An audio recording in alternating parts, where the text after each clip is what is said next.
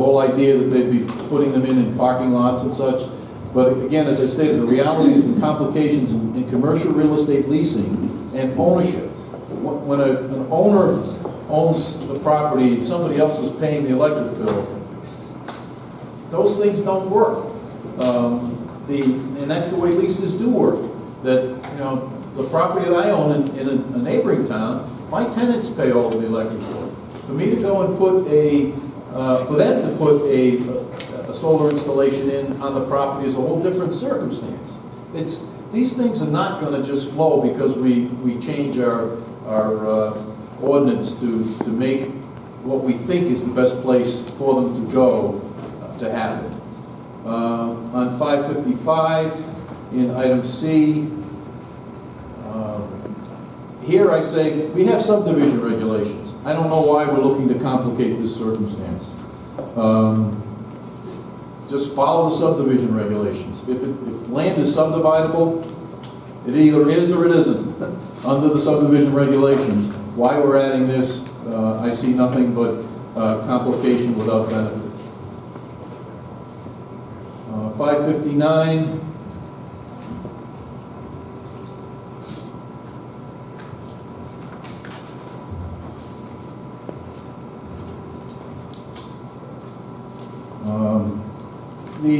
They were eliminating the pre-application conference, and I don't understand. Is that, you know, most circumstances, early meetings virtually always benefit both the town and the applicant, and it seems inconsistent with our process to eliminate that step.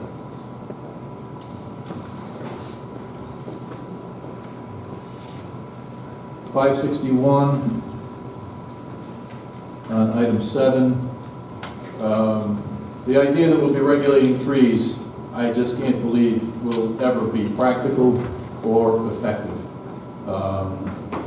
We're getting into a level of regulation that, God bless us.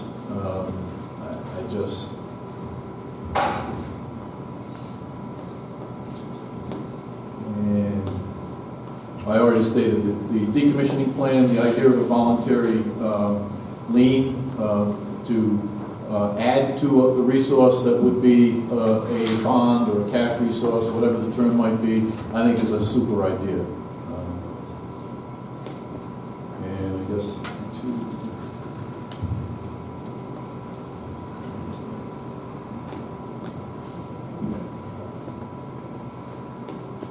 that's it. Thank you.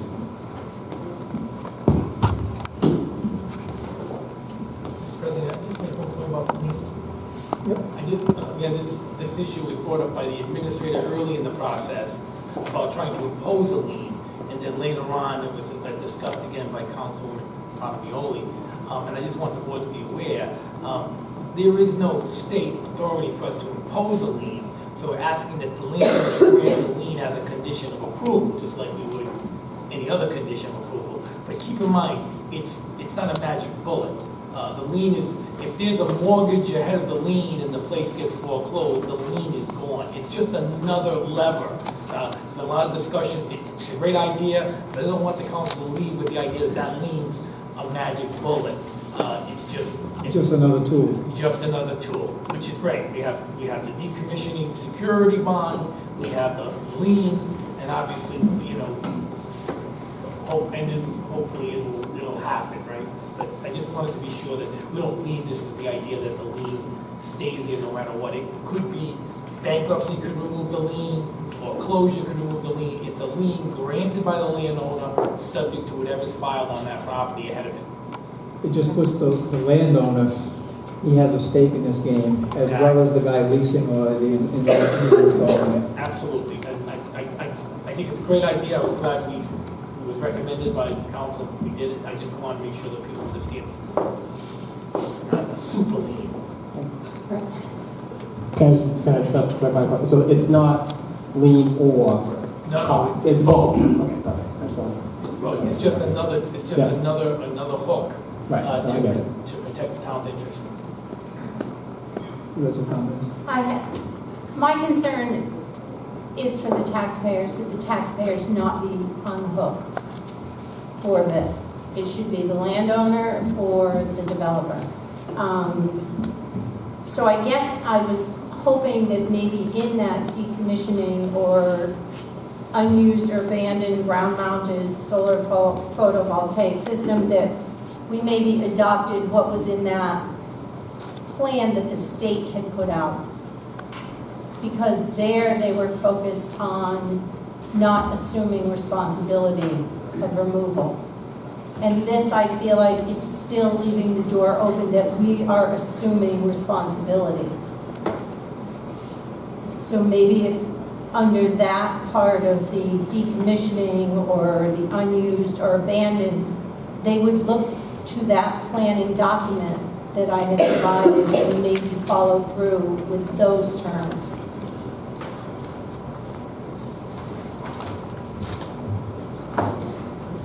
You want that language that you gave us, that you want as a condition of approval, the landowner must be named as the responsible party along with the developer. Right, that's what I would like. That's And does granting that voluntary lien, does that do that? Susan? Yeah, I I thought made recommendations in yellow. I thought we rectified that. I think if you look at 5-62, it's within 578, which is quite a long paragraph.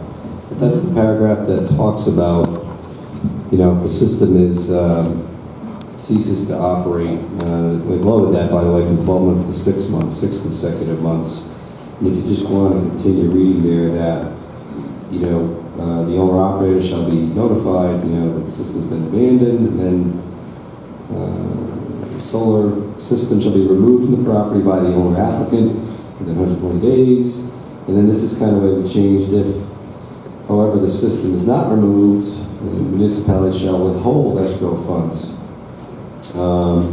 This is the part that speaks to making sure the taxpayer is not responsible for it.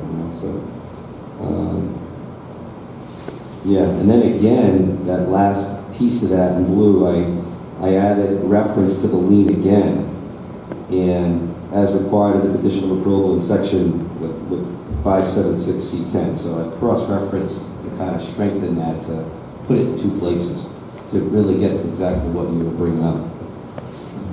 And that recorded municipal lien that we reference in the language, Right. that's going to be the voluntary lien. Right.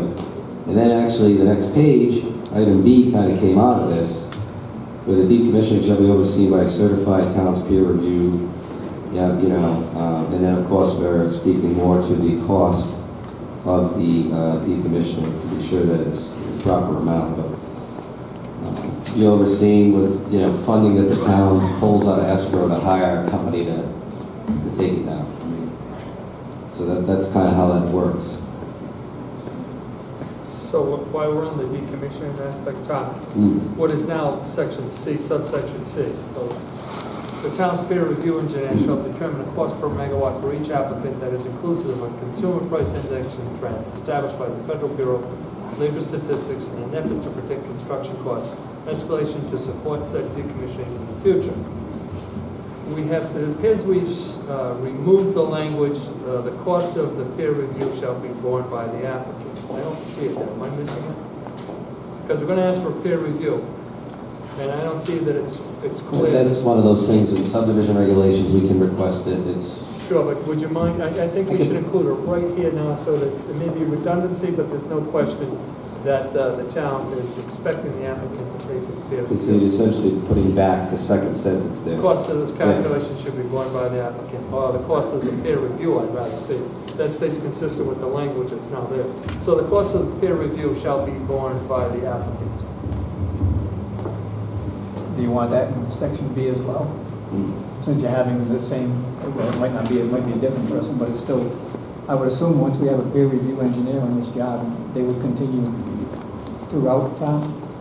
Or could that change? I mean, we're looking at something that we can't see really.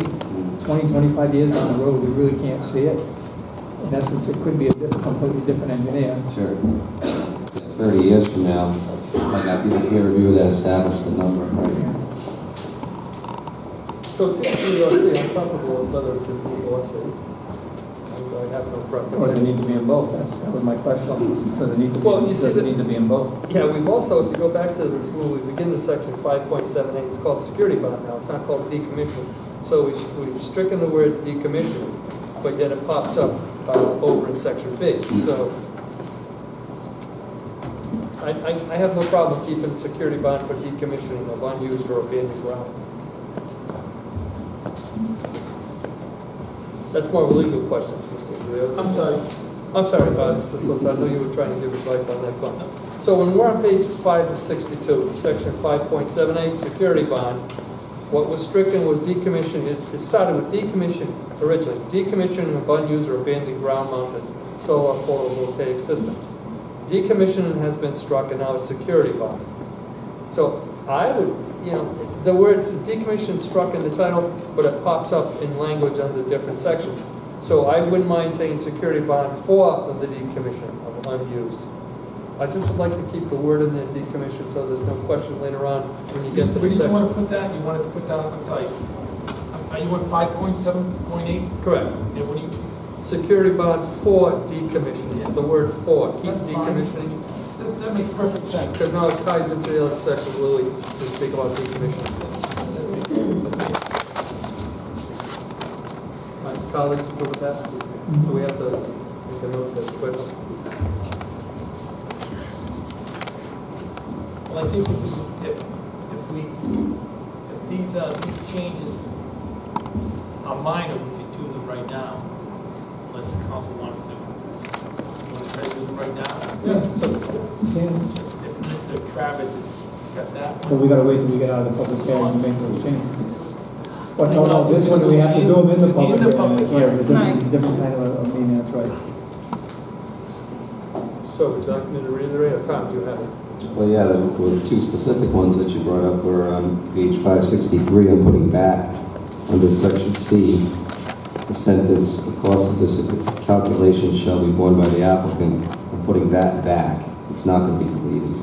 Yeah, do you mind if we just drop the cost of the calculation? What I suggested, the cost of the peer review shall be borne by the applicant.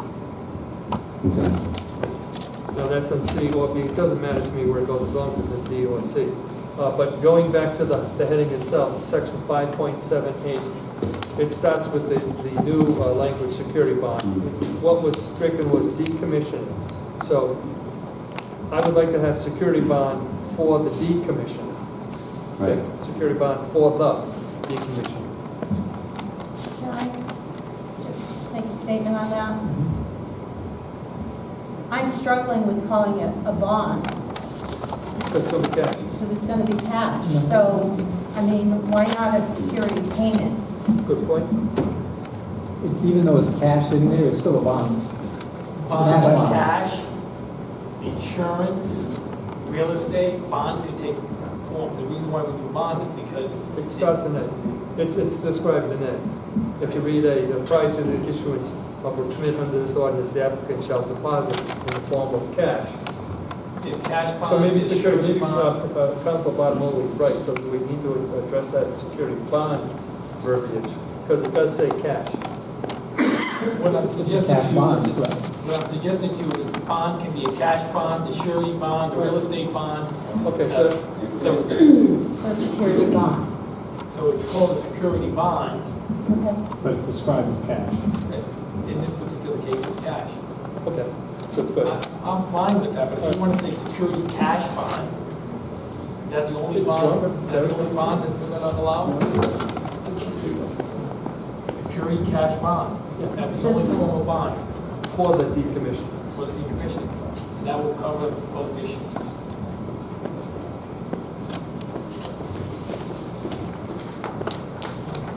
Just for clarification, if you want the peer review to be, the cost of the peer review to be borne by the applicant or the developer, whichever way you want to look at it, B and C are two different things. One is the decommissioning.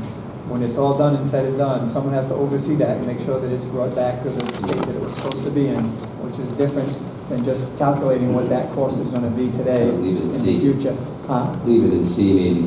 You know, I'm fine, sure, I have no preference. You don't need it, you don't need it in B then? B is a completely separate thing from, one, we're having the guy calculate what he's estimating the cost to be in 25, 30 years to decommission it. Yeah, B is B more is an about. actual job of when we know that it's decommissioned. Right, you want to Someone has ensure. to see that. They're different than like any mining operation where they, when they're done, they gotta go back and do reclamation on it. And there's a bond put out there, and if the reclamation is approved, the bond is released. What I would just suggest, what you got to B, if you look at B, decommissioning shall be overseen and certified by a town's peer review engineer before funds are released at the applicant and/or owner's cost and expense. And then repeat the same language in C. At the applicant and/or owner's cost and expense. Leave it to them to fight it out. You know what I'm saying? They're two separate things. One's the front end, one's the back end of the job. Sure, okay. As long as we have it in there that they're going to pay for a peer review, I'm comfortable. Cost and expense. At the applicant's and owner's expense. Cost and expense? And owners. Yeah, I got it. Yeah, that's what I said. At the applicant's and owner's expense. Cost and Costs, they didn't have costs. Cost and expense. Question. So if we're looking, this is 20, 25, 30 years down the line, we have in here on page 5-62, if funds remain after the necessary expenditures, the municipality shall reimburse the applicant, who is Slash owner operator. / owner operator at that time, We're right. at the bottom of the page, Page before the blue on 62. Well, the applicant, I guess, or actually, Who's putting the money in? whoever put the money in. So the original Well, developer. things are getting a little confused because this is primarily driven by the applicant. We made the owner put a lien on their property, Okay, but the applicant's putting up the bond. correct. If the owner puts it up, then I guess it's There'll be written documentation. it's something to say that they put it up. We're gonna give it back to whoever posts the bond. But that's a question I also raised, is if the applicant walks away, for whatever reason, say they mismanage their business and they close, if that transfers, and they transfer whatever reason to say another entity that maybe they're establishing, whatever, does that transfer? That's what I'm wondering. So like, does it follow whatever the next, like wherever that goes, or is it just kind of like, it closes, it's done, and now that it's all gone? I think it's going to be successor, as the administrator said. Basically, it's going to be whoever's the successor on the signs are going to be, if you want to add that language, it's going to be the applicant and. Slash owner operator And or their successors. successors.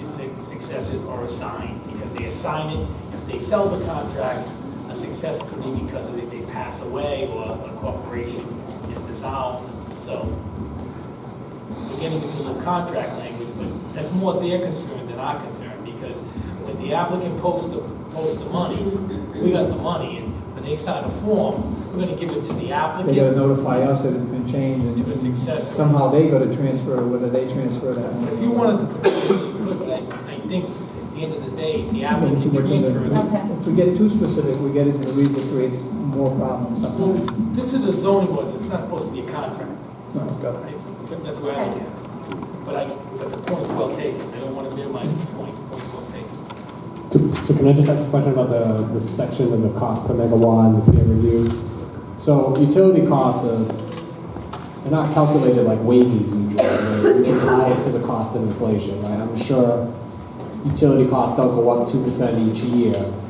Is that best practice? Like, as if we're looking to say that the cost per megawatt for each application is inclusive of the consumer price index established by the Federal Bureau of Labor Statistics. I remember when I studied finance at college, the Bureau of Labor Statistics doesn't calculate cost per megawatt.